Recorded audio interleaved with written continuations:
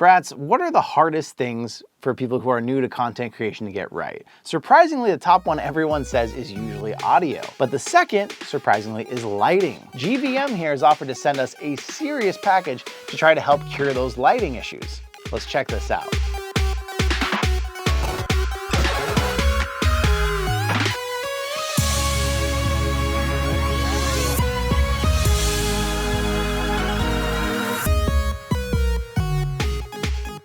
Now this poor box took a little bit of a beating in shipping. It's looking okay though. Let's open this thing up. Always have that small, sharp unboxing knife when you gotta deal with boxes and tape. Boom. Oh wow, this comes in like a full-on travel carrying case. So basically, we got a box and a box. GVM, great video maker, has sent us this massive set of lights. And I really like that it comes in a full carrying case because the last set of lights I got did not. It came with little carrying cases where you could carry like the light pod in them, but it didn't have everything in one, which makes a lot more sense. That opens up, we have one. Boy, they're really trying to go all out here and show you how premium they are. Now we have a little bag, carrying bag for one tripod. Whew. It's a tight fit. 2 tripods. I'm worried about how hard those are gonna be to get back into those bags. Some honkin' power adapters here. And then we got this lifts up. We got another carrying baggie. Our first light already has a diffuser loaded into it. It's got the barn doors. That is a huge light panel. So if you remember our last ones that we did, I mean, they stopped like right here, they were square. These are massive. And 2, the diffuser sure doesn't like to stay in there very well. It doesn't like have anything holding it. So that might be a little annoying at times. You might have that slide out on you. So as we're pulling these up closer and getting these built, it does look like there's something right here for the diffuser. So you can snap that little plastic piece up into place on either side, and that's gonna hold it stable. So it does have something to solve that, which is really good because I feel like that would have been pretty annoying to have those sliding out all the time. So make sure, pop those things up. You kind of have to move these out of the way to find them.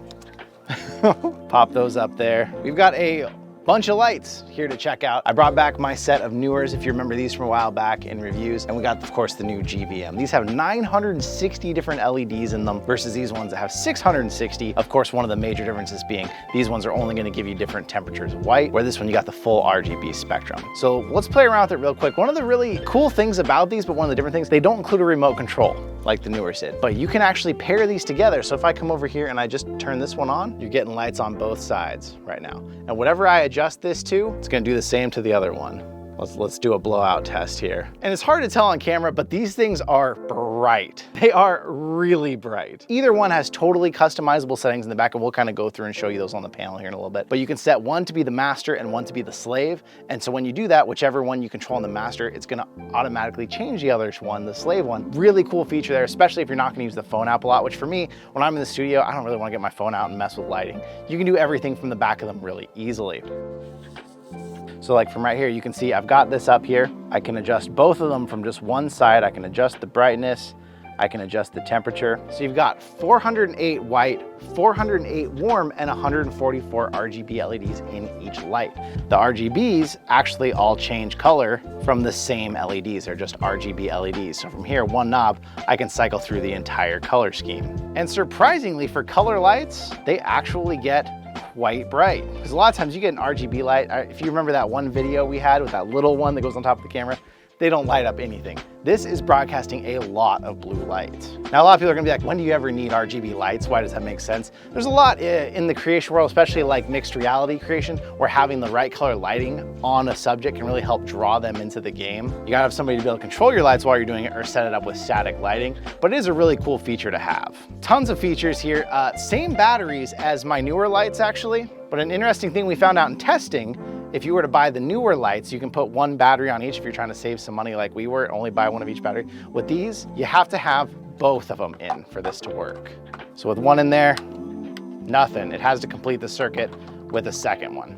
So you'd essentially have to buy 4 batteries if you want to run all these. Also, it's probably a power draw problem. Probably one battery in there just probably wouldn't last. So you got to have both. So right now on Amazon, if you were to go and buy these are actually on an even better sale than when we got them. If you put a $150 coupon plus the sale price, you can get these for about $360 for the set. The newers right now are just slightly over $200 with their coupon. These are a much more professional lighting set, tons more scenes, tons of different changes you can make. And another thing too, when you turn the newer on, you go straight to 10%, where this, you can cycle through every single percent. So let's let's look at these side by side. So we're now up to 40%, 50%.